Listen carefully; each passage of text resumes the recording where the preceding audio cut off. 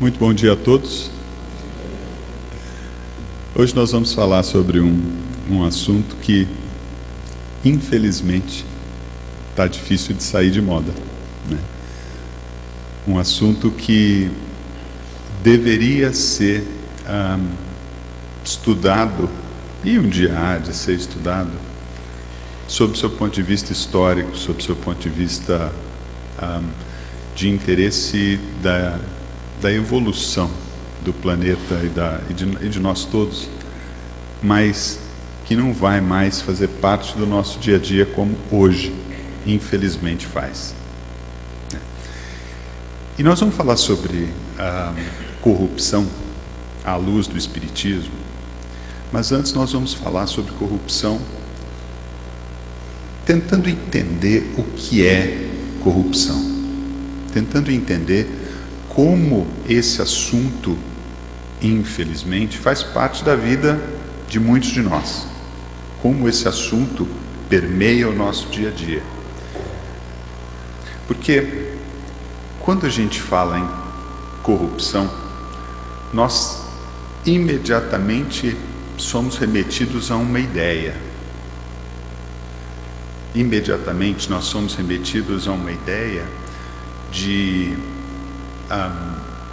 malversação de recursos públicos. E eu gostaria de discutir essa ideia. Eu gostaria de desafiar essa ideia, porque eu acredito que quando a gente pensa em corrupção e imediatamente nós somos levados à malversação do recurso público, nós perdemos a oportunidade mais valiosa que nós temos de fazer alguma coisa para tornar a corrupção um assunto do passado. Se a gente olha para a definição clássica de corrupção e a gente olha para o que é corromper, existem várias definições, elas estão aí, que falam sobre o que é, né? Esse é o sentido clássico do termo. Corromper é utilizar o poder ou autoridade para se obter vantagem indevida. Tá bom. Veja que está ligando corrupção a poder, está ligando corrupção à autoridade. É o uso do poder e da autoridade para se obter uma vantagem que não lhe é devida, uma vantagem que não é sua, para se tirar proveito indevido de uma situação. Uma outra definição clássica é essa outra aí, ó. Favorecer-se ilicitamente, oferecendo algo que não é seu ou sobre o qual não se tem direito legal oficial para obter vantagem pessoal. É eu buscar vantagem pessoal oferecendo alguma coisa que não é minha. Isso é corrupção. E uma outra também, né? Apropriar-se, coisa que está pequena, apropriação indevida de recursos públicos. Olha aí, de novo, a questão do recurso público, a questão daquilo que é do povo, né? E, obviamente, para eu me apropriar de alguma coisa que é do povo, eu tenho que ter acesso a isso. É aquilo que a gente comentou inicialmente. É o exercício de poder em benefício próprio indevidamente. Quando nós pensamos nessas definições de corrupção, nós estamos falando assim, poxa vida, é assim que eu entendo corrupção. Corrupção é isso, não é? Pois é, mas essa definição, ela, infelizmente, ela é insuficiente. Essa definição de corrupção, ela não é suficiente para a gente entender o cerne da questão. E nós precisamos entender o cerne da questão, nós precisamos entender o que é corrupção lá no centro da ideia, para a gente poder olhar para essa ideia à luz do Espiritismo e assim a gente ter uma ação que seja efetiva no combate à corrupção. A corrupção, ela não está só lá, né? Esse lá entre aspas, ela não está só onde tem exercício de poder. Olha aí, quando nós ligamos a corrupção ao poder, ao dinheiro público, ao abuso do direito legal sobre recursos de monta, estamos cometendo um erro a meu ver, gravíssimo. Estamos isolando a corrupção a esferas distantes de nós, que somos meros cidadãos. A corrupção está lá. Eu estou aqui. Esse é um erro, tá? Infelizmente, nada podia ser mais distante da realidade. Por quê? Porque a corrupção não está lá. Uma definição mais ampla de corrupção, corromper vem do latim ruptus ou rompere, né? Que significa quebrar para além de qualquer possibilidade de disfarce ou de reparo.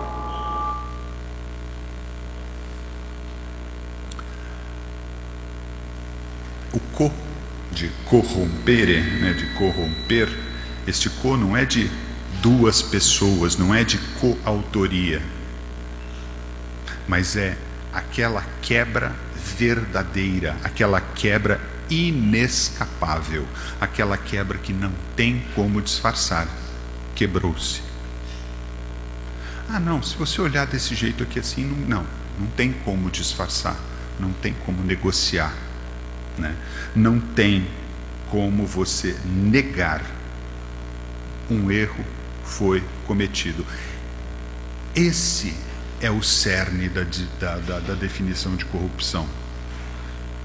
Houve uma quebra daquilo que deveria estar inteiro. Houve um erro cometido com uma regra estabelecida. E ponto final. Não tem mais ou menos. Não tem, mas espera aí, eu cometi um erro aqui, mas eu não sou corrupto. Mas espera lá, o que eu fiz aqui é pequenininho, ninguém, sabe, não prejudiquei ninguém. Não. Corromper, ser corrupto, é diante de uma regra estabelecida, diante de uma lei, diante de um costume aceito pela sociedade, a gente agir contrariamente, sabendo que não está agindo de acordo com a regra, sabendo que não estamos de acordo com a lei, com a regra estabelecida. Isso é corrupção. Então, não existe o mais corrupto ou o menos corrupto. O político que se apropria indevidamente de milhões, ele é corrupto. O cidadão que recebe troco a mais e não devolve, também é corrupto. E isso é fundamental da gente entender. É essa compreensão, a compreensão de que a corrupção, ela não tem medida, ela existe ou não existe, ela é que nem gravidez, você não está mais ou menos grávido, você está grávido ou você não está grávido. Corrupção é a mesma coisa. Ele é mais corrupto, ele é menos corrupto. Ele é corrupto só de quinta. Não, ele não é corrupto só de quinta-feira, ele não é corrupto só um pouquinho, ele não é corrupto nas coisas pequenas. Ele é corrupto. Ou ele não é corrupto. Qual que é a diferença? Mas tem uma diferença, né? Tem uma diferença aí no meio. Você não pode negar que existe uma diferença. A diferença é o acesso. O corrupto, profissional, político, ele tem acesso a milhões. Ele tem acesso no seu dia a dia a um montante de dinheiro, a um montante de recursos, a um montante de relacionamentos, a um montante de favores enorme. E eu também tenho acesso, mas o meu acesso é bem mais humilde. O meu dia a dia é bem mais humilde. Mas ainda assim, eu estou submetido a regras assim como o político está. E eu tenho oportunidade de caso pensado, quebrar essas regras em meu benefício, do mesmo tanto que o político tem. A diferença é intensidade. E intensidade não difere, não exime o indivíduo do fato de que ele é corrupto. E isso é fundamental. Isso é fundamental a gente perceber, que nós temos oportunidade diária de sermos corruptos ou de evitarmos a corrupção. Vocês querem ver alguns exemplos das nossas pequenas corrupções diárias?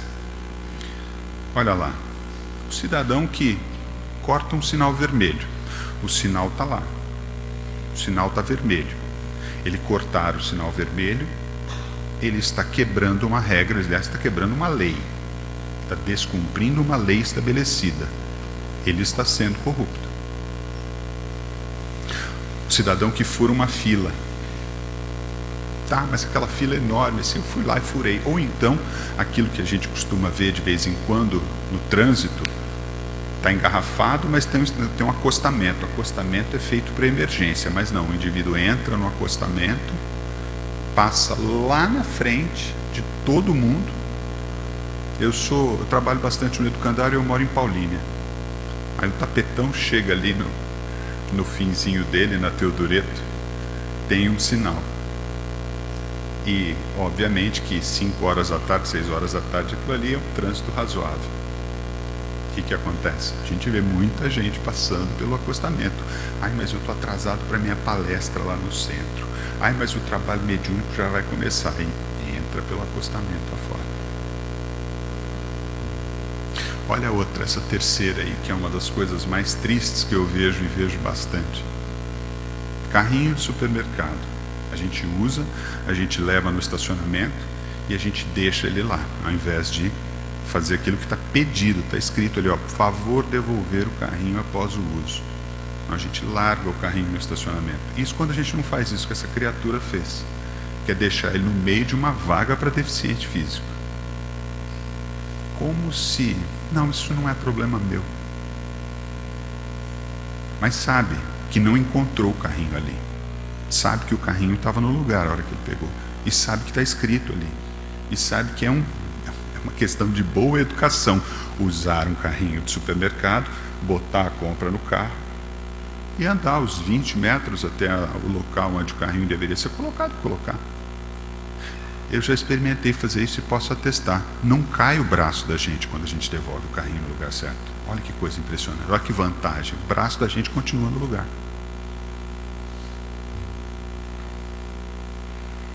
Outra que é bastante interessante. Baixar filmes, baixar vídeos, baixar músicas, baixar software da internet, porque a gente achou que podia. Tirei da internet, pus no meu celular para eu ouvir essa música que eu gosto muito. Eu baixei tal filme para eu assistir, porque eu queria assistir. Isso tem um nome, isso se chama pirataria. Isso é uso indevido de uma coisa que não é nossa. Olha outro exemplo aí, também bastante interessante, quase que nessa linha. A compra de mercadorias sem nota, compra ou venda, né, no caso de mercadorias sem nota, de mercadorias de procedência duvidosa, de mercadorias que não passam pelo sistema fiscal brasileiro.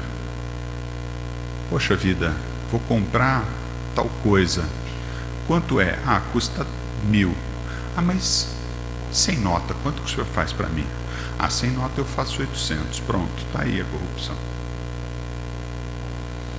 Está aí a corrupção. Não precisa ir em Brasília para procurar. Oferecer propina para o guarda quando ele para a gente, que a gente estava em alta velocidade. Ele vai escrever a multa. Não, seu guarda, peraí. Toma aqui um café para o senhor. Deixa essa história para lá, o guarda pega o dinheiro e a gente vai embora. Qual que é a diferença? Qual que é a diferença entre oferecer propina para um policial rodoviário e oferecer uma propina para um político qualquer para ele aprovar um projeto?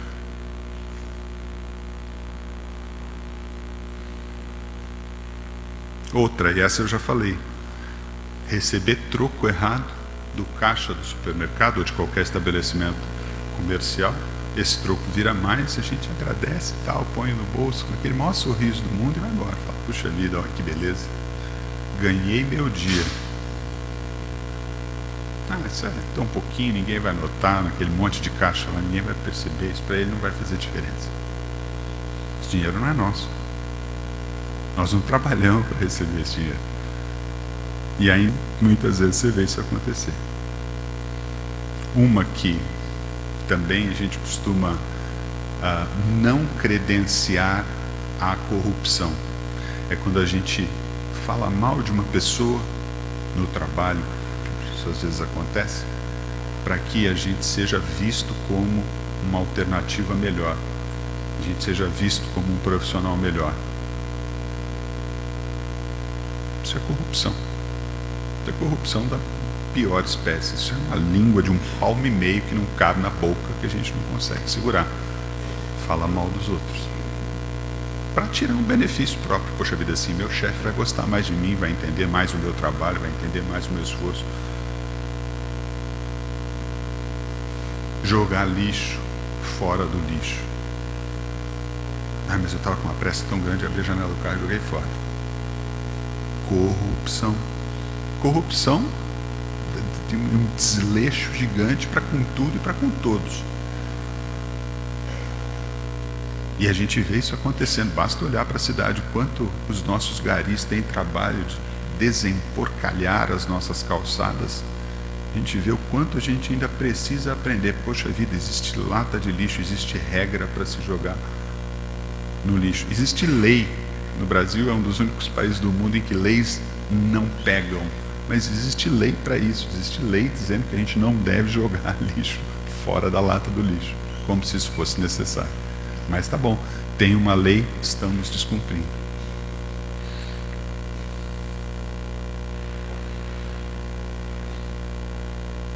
Fumar em local proibido. Fumar dentro de ônibus, fumar dentro de restaurante, fumar dentro de locais fechados. Ainda bem que o fumo em si está aos poucos sendo banido da nossa sociedade, porque além de ser péssimo para a saúde, é um hábito de consequências sociais horrorosas, né? Mas ainda assim, a gente ainda vê um indivíduo que sabe que não pode, puxa um cigarro e fuma. Estacionar em vaga para idoso e ou em vaga para deficiente, portadores de deficiência. Essa então nem se fala. Mas é só um minutinho, é só um instantinho, eu estou super atrasado, preciso dar um pulo ali. Não vai fazer falta, não vai fazer falta. Como que não vai fazer falta? Como que não vai fazer diferença? Como que a gente consegue, com uma justificativa dessa, você consegue prever quantos deficientes vão passar precisando de uma vaga, ou quantos idosos vão chegar precisando de uma vaga? Você não tem consciência de que é uma questão de tempo até você ter direito e necessidade de uma vaga dessa? Não tem consciência de que você tem pais, que você tem avós, de que você conhece gente nessa situação? Não tem outra palavra para isso a não ser corrupção. Dar dinheiro para alguém comprar o nosso ingresso, porque a fila está muito grande, está na frente disfarçadamente assim, fala assim, por favor, compra 2 ingressos para mim, a minha esposa ali. Aí o sujeito lá na frente da fila compra o ingresso para você, só que você furou a fila inteira, né, para fazer isso. E se tiver lotado, tem 2 pessoas que estão oficialmente na fila que vão ficar sem ingresso porque você furou. Olha quantos exemplos. Eu poderia ficar aqui a tarde inteira falando sobre exemplos de corrupção do nosso dia a dia. São muitos e são pequenos. São muitos e parecem insignificantes. Mas a gente não pode de maneira nenhuma reduzir-lhes a importância. São atos de corrupção. São atos que são contrários contra as leis, são contrários contra a sociedade, são atos que reduzem a qualidade de vida de todos nós. Não dá para dourar essa pílula. É quebrar para além de qualquer possibilidade de disfarce. Quando eu furo uma fila, eu estou sendo corrupto. Quando eu recebo o troco e não devolvo, eu estou sendo corrupto. Troco a mais, né? É simples.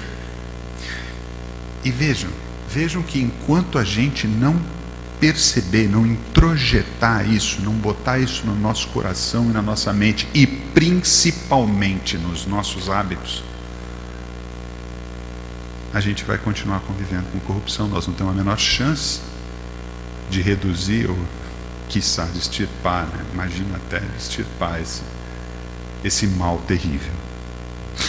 Mas espera aí, Rui, será que tudo é corrupção? Será que toda quebra é corrupção? As consequências do político que está lá em Brasília e as minhas pequenas corrupções aqui são muito diferentes. Eu, por exemplo, poxa vida, estava naquele lugar lá da estrada que eu sei que não tem radar, não tinha ninguém na pista.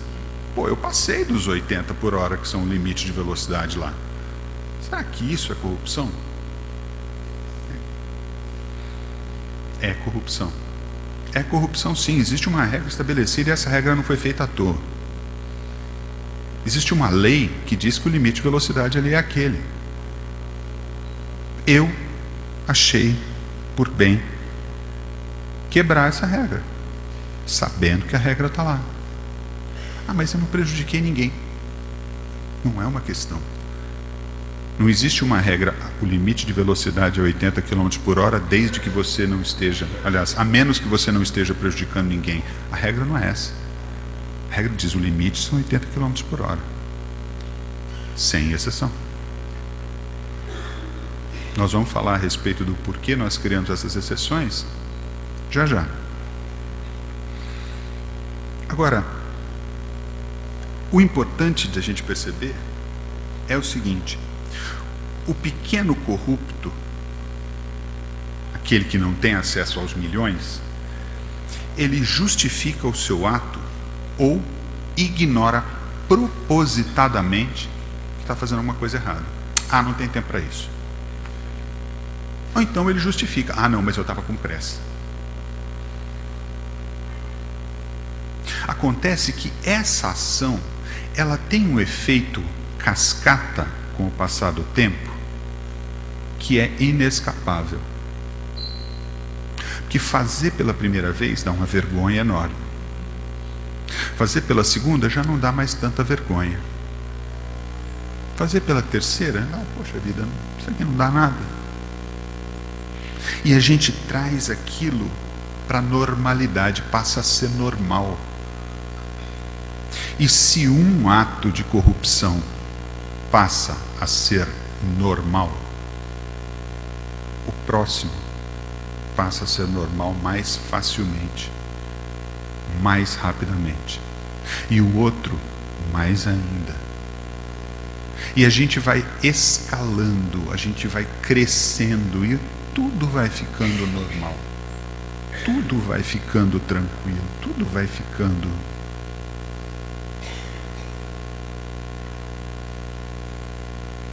E aí acontece uma coisa que é interessante, né? Um dia, esse pequeno corrupto, para quem as coisas estão cada vez mais normais, as pequenas corrupções diárias estão cada vez mais normais, ele ganha um pouco mais de poder. Ele ganha um cargo maior, uma responsabilidade maior no seu trabalho, ele é eleito para um cargo público, ele é eleito a síndico do seu prédio, seja, ou a vereador da sua pequena cidade. É ele que está lá. É esse indivíduo que encara o pequeno ato de corrupção como normal. Agora, ele tem mais poder. É uma ilusão muito, muito grande e brutalmente perigosa a gente imaginar que esse indivíduo vai vestir o seu cargo público, vestir o seu manto de vereador, assumir o seu posto de vereador e falar, bom, pera lá, até agora eu até que podia cometer pequenos atos de corrupção. De agora para frente, não. Agora para frente eu sou liso, sou reto. É muita ingenuidade nós imaginarmos que quem convive com a pequena corrupção no seu dia a dia, nos seus hábitos, nos seus atos, vai mudar porque assumiu um cargo público. E aí nós chegamos num ponto que nós temos que ter em mente sempre. A diferença entre eu e o político de Brasília é que ele se lançou a uma candidatura, resolveu passar pelo processo e foi eleito. Ele não é corrupto a partir do momento que ele chega lá. A gente às vezes tem essa ideia, e essa ideia ela é absurda. Poxa vida, é como se o cara chega, a hora que ele entra no Congresso em Brasília, ele fosse pego pelos braços, pelas pernas, assim, levasse ele para dentro de uma sala contra gosto dele, alguém injetasse uma injeção no pescoço dele, assim, a injeção do corrupto. Olha, agora para frente, você é corrupto, aqui ó, toma a injeção. Então, e pronto, ele, a partir daquele momento ele virou corrupto. Não, ele sou eu. Não existe absolutamente nenhuma diferença entre um político de Brasília e eu, a não ser pelo fato de que ele tem mais possibilidades do que eu. Porque em termos de índole, somos os mesmos. A gente que é espírita, a gente costuma dizer assim, a morte não transforma ninguém, e essa é uma grande verdade. A gente vai ser na espiritualidade quem a gente era aqui. Você quer ver a diferença entre você desencarnado e você encarnado?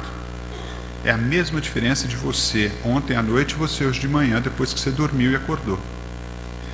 Você continua sendo a mesma pessoa, não é verdade? A morte é uma passagem, você vai continuar sendo o mesmo. Não é isso que a gente vive dizendo e sabe no fundo do coração, quando a gente aprende os conceitos da doutrina espírita? Pois, por que haveria ser diferente no caso de uma eleição? O indivíduo, ele é o que ele é. Ele leva para lá o que ele tinha aqui.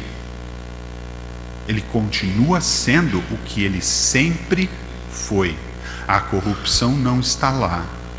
A corrupção está em todos os lugares, em todas as pessoas, em todas as ações.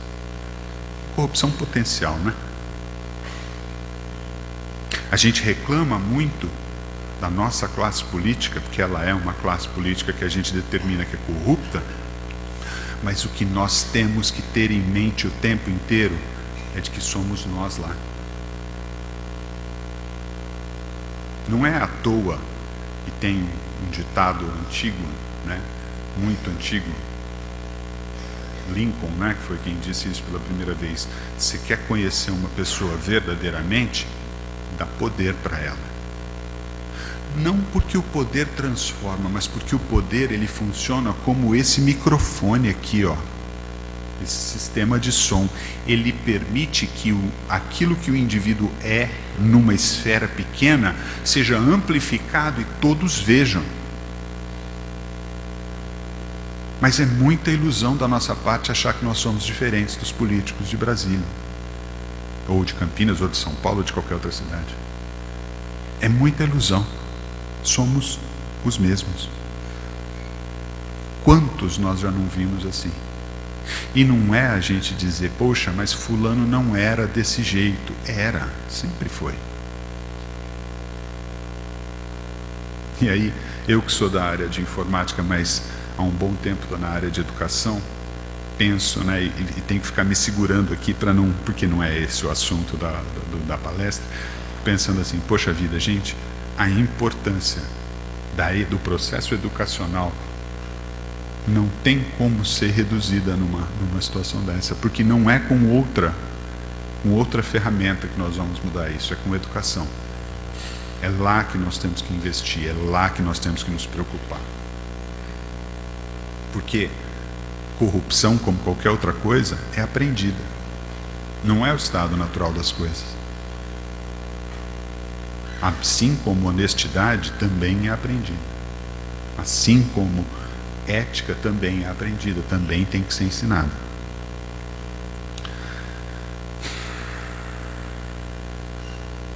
Quando a gente fala do indivíduo que ganha poder, ele vai levar ao seu novo ambiente os seus velhos hábitos. E em pouco tempo ele se transforma de um corrupto pequeno, de um pequeno corrupto, em um corrupto profissional. Não tem muita diferença. A gente é o que a gente é. Agora, existem várias justificativas que nós encontramos no nosso dia a dia para a corrupção, para os pequenos atos de corrupção que a gente comete. O corrupto vai encontrar todo tipo de justificativa para transformar em normal o seu ato de corrupção. Temos várias delas aí. Mas é um absurdo uma avenida larga dessas e bem sinalizada ter limite de velocidade de 70 km por hora. Isso é um absurdo. Esse limite é irreal, esse limite não se justifica. Mas ele está lá, mas tem uma placa.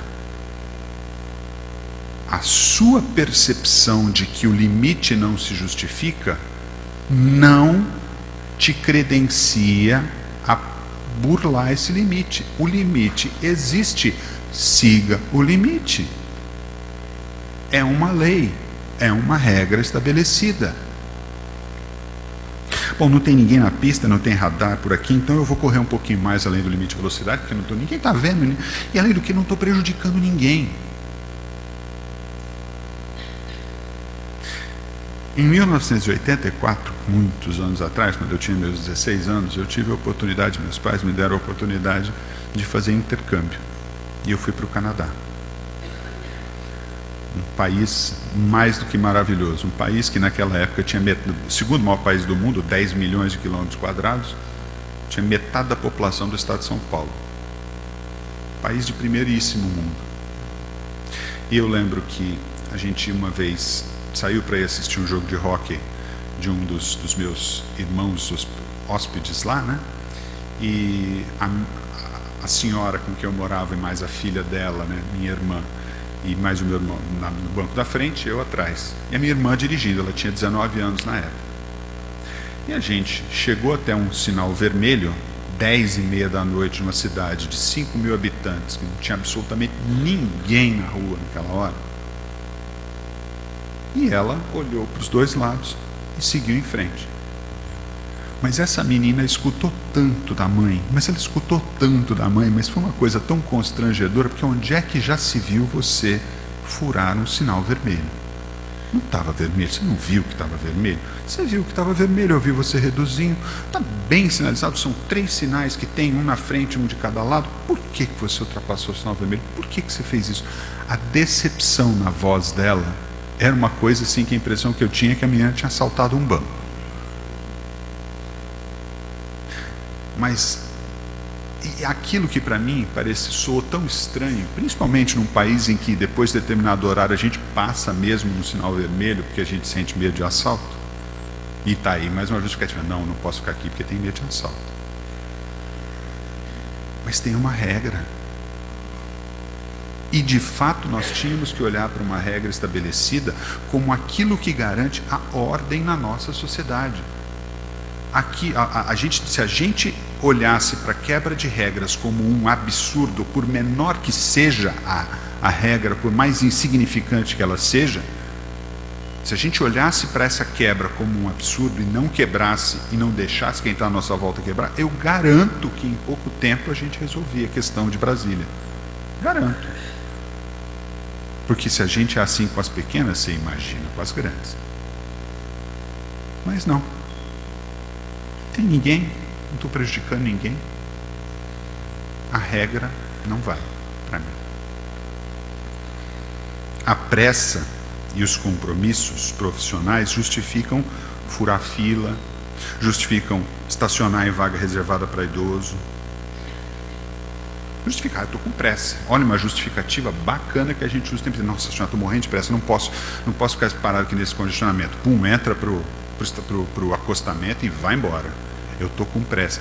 Como se você fosse o único indivíduo com pressa que existe naquele trânsito, naquele momento.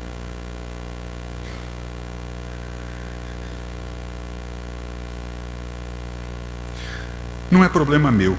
Justifica largar o carrinho do supermercado no meio do estacionamento. Ah, não, isso aqui não é problema. Isso aqui não. Tem outro para fazer. Outro vai vir fazer. Outro vai vir fazer porque a gente descumpre a regra. O supermercado tem que botar a gente para ir lá no estacionamento recolher os carrinhos, porque nós não botamos o carrinho no lugar, como era necessário que fosse feito.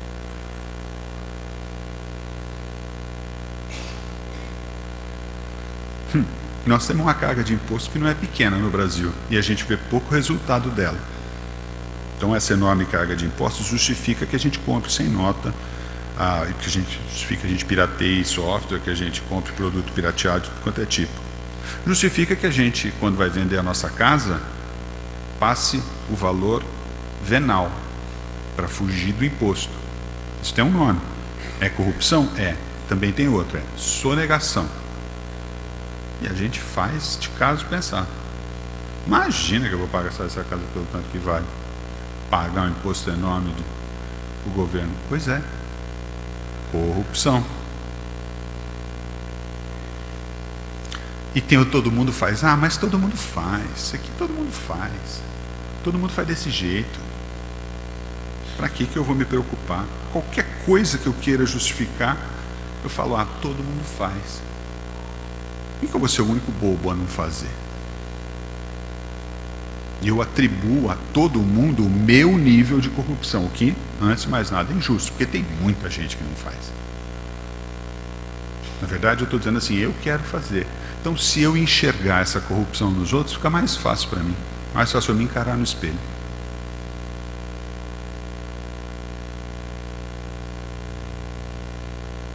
Por que é assim? De onde sai a corrupção?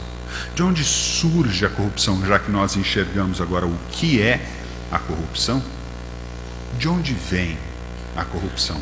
Opa, agora nós começamos a nos aproximar da corrupção à luz do Espiritismo. A raiz da corrupção não é outra, senão o egoísmo. Um assunto sobre o qual nós espíritas conhecemos bastante. O corrupto, seja ele corruptor ou corrompido, põe o seu interesse pessoal acima de tudo, do interesse do seu próximo, do interesse coletivo, das normas estabelecidas, de tudo. Eu sou mais importante do que essa fila enorme de carros. Eu vou andar pelo acostamento. Eu sou mais importante do que qualquer outro idoso ou do que qualquer outro portador de deficiências. Eu vou parar nessa vaga agora. Vocês percebem? Eu sou mais importante do que qualquer regra estabelecida. Eu vou quebrar essa regra. Eu não tenho o menor compromisso para com o meu próximo. Eu vou fazer o que me interessa. Eu. É a definição do egoísmo. A raiz da corrupção é o egoísmo. O político que se apropria de recursos públicos faz questão de não enxergar a população a quem se destinam tais recursos. Pensa, é dinheiro público, não estou roubando de ninguém, a não ser do governo, e o governo tem dinheiro. Não enxerga que a população está sendo prejudicada, pois não tem o retorno necessário ao imposto que paga. É ou não é a definição de egoísmo? Um motorista egoísta que trafega pelo acostamento acredita que seu tempo é mais importante que todos os motoristas cuja frente ele corta.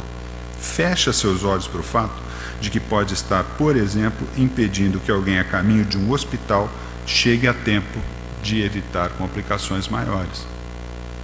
Tem alguém que está seguindo a regra, que está parado no congestionamento, que está com alguém passando mal no carro, mas o indivíduo é ético. Fala, poxa vida, eu não posso prejudicar os outros. Vai que tem alguém no carro da frente pior do que quem está aqui comigo. E está lá esperando. Não, eu passo na frente porque eu estou com pressa. Pensa nisso. Olha, tem alguém que eu vou prejudicar andando pelo acostamento, ou furando fila, ou fazendo qualquer coisa, que está em necessidade.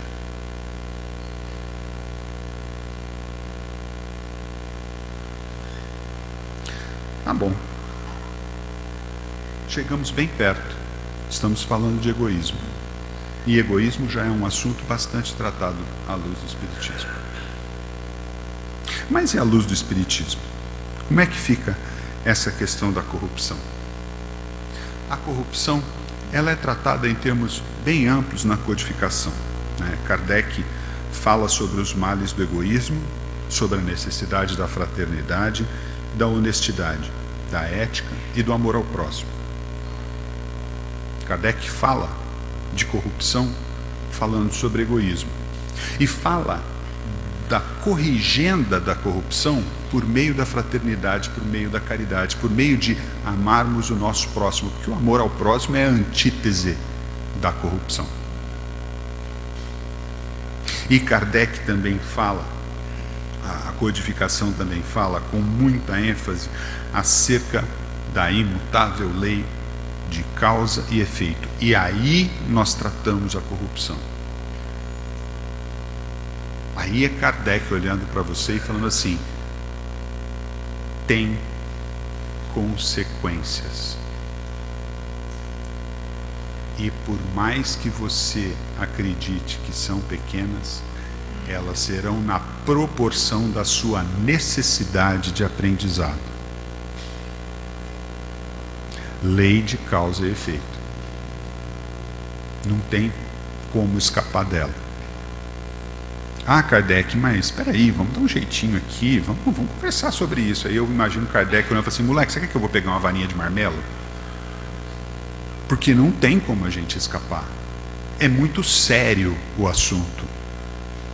É muita molecagem da nossa parte tentar dar uma volta naquilo que é um mecanismo mais perfeito de corrigenda e de crescimento que existe, que é a lei de causa e efeito. Pela lei de causa e efeito, nós deveríamos olhar para a corrupção e falar: poxa vida, eu não quero isso para mim. Independente das consequências, independente das dificuldades que eu vá impor à minha vida, independente dos problemas que eu vá gerar para mim mesmo, isso eu não quero para mim. Porque é muito claro que vai doer. A corrupção é um ato contra a lei de Deus, independente de como seja perpetrada. E sendo assim, vai exigir corrigenda por parte de quem realiza esse tipo de ação, sem dúvida. E nós sabemos que, por mais que o nosso sistema judiciário deixe a desejar, a justiça divina não falha nem tarda. Pode até não ser tão rápida como desejamos, mas certamente segue um ritmo que está muito além de qualquer crítica que possamos fazer, até porque não podemos nos arvorar em conhecedores dos desígnios divinos. A gente pode achar: mas fulano, olha lá, fulano roubou tanto, fulano fez tanto mal para o povo, fulano isso, fulano aquilo, e lá, nada acontece. Quem somos nós para criticar o ritmo da justiça divina? Quem somos nós para nos arvorarmos em decisores de algo que é muito maior e muito mais perfeito do que a gente? Quem somos nós? Se a gente é espírita, a gente acredita em Deus. Se a gente acredita em Deus, a gente acredita naquele Deus que é soberanamente justo e bom. Se a gente acredita, sabe, na pele, no coração, na mente, da existência e do cuidado desse Pai de infinita bondade, de infinita justiça, nós não temos que questionar essa justiça. E nós não temos que ficar torcendo pelo mal alheio também, né? Ah, não, mas ele tem que pagar. Não, peraí, isso não é responsabilidade nossa. Não, peraí. O pai cuida e a gente sabe que cuida. Vamos ler alguns poucos livros da incomensurável biblioteca espírita que nós temos à nossa disposição hoje em dia, e nós vamos ver que as consequências são muito, muito dolorosas. A gente não precisam do nosso apoio, não precisam da nossa torcida. Vai vir com muita tranquilidade.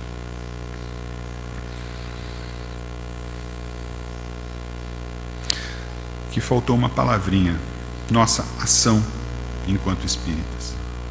É verdade, acerca da infalibilidade da justiça divina, não nos exime de nossas responsabilidades como cidadãos na extirpação desse cancro de nossa sociedade. Não é porque os corruptos vão de fato arcar com as consequências de seus crimes que devemos pensar, bom, então deixa o barco correr que tudo se acerta por si mesmo. Não é porque a gente sabe da lei de causa e efeito que nós vamos deixar o barcão correr. Não, peraí. As nossas ações, as nossas responsabilidades também são de fazer o que estiver ao nosso alcance para reduzirmos a corrupção. Como é que a gente faz isso? A maneira mais eficiente, sem dúvida, é conhecermos e encararmos os nossos próprios vícios de corrupção e deles nos livrarmos o mais brevemente possível. Quer acabar com a corrupção no mundo? Começa aqui dentro. Ponto. Senão a gente viga aqueles macacos bem rabudos, assim, tem um rabo enorme, a gente enrola bem o rabo, senta em cima e começa a falar do tamanho do rabo dos outros macacos. Não. A gente tem que começar a acabar com a corrupção. É aqui. É no nosso dia a dia. É no nosso lidar com o trânsito. É no nosso lidar com a economia doméstica. É no nosso lidar com as nossas ações para com o nosso próximo. Esse é o primeiro ponto. O segundo ponto: nós devemos também ser mais participativos na sociedade. E isso é importante, porque muitos de nós, a maioria de nós, aliás, está vendo o quanto a corrupção é um problema. Está vendo o quanto é complicado o mundo que nós vivemos sob o ponto de vista de corrupção, nossa sociedade. Mas a gente fica em casa e fala, não vou mexer com isso. Engajarmos-nos no debate, engajarmos-nos em não só dar o exemplo, que é o primeiro e mais fundamental passo, mas também dizermos, olha, isso precisa acabar, isso precisa terminar. Nós precisamos parar de justificar atos de corrupção nossos e alheios, porque nós gostamos da pessoa. Nós precisamos parar de justificar e de achar que a coisa é assim. Precisamos nos engajar. É muito fácil dizer, está tudo errado e esse país não tem jeito. Estávamos conversando sobre isso agora há pouco.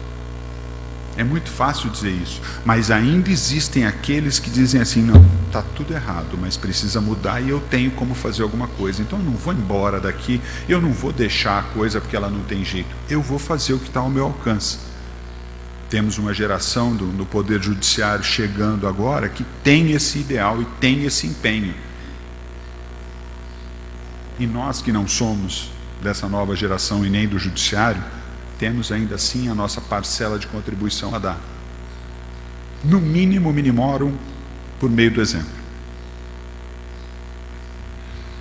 Porque pensar que esse país não tem jeito, ficar indignado com a situação, além de inútil, é nocivo, é bastante nocivo. Por que é nocivo? Porque nós ainda somos movidos pelo desejo de vingança, pela vontade de dar o troco. Alguns de nós, eu não diria muitos, mas alguns de nós pensaram ontem na Alemanha assim, puxa, bem que podia ser 7-1 para a gente. Isso é desejo de ganhar o jogo ou isso é desejo de vingança? Quando a gente pensa assim, a gente pensa, por que vou ser só eu? Por que só eu tenho que ser bobo? Estão roubando milhões por aí, por que só eu que tenho que ser honesto? Aí o nosso desejo de vingança também faz, quer saber de uma coisa? Esse país não me dá nada, também não estou nem aí. Vou fazer do jeito que eles fazem. A gente une o egoísmo à vingança. Olha só o quanto a gente se afasta do espiritismo quando a gente une egoísmo com vingança para cometer as nossas corrupções diárias. Nós temos que fazer diferente, nós temos que trabalhar como Kardec nos ensina. Reforma íntima, trabalho no nosso interior. Conhecer e aos poucos nos livrarmos das nossas corrupções. Se a gente espera construir uma sociedade verdadeira e permanentemente justa, é esse o caminho a seguir. Muito obrigado a todos.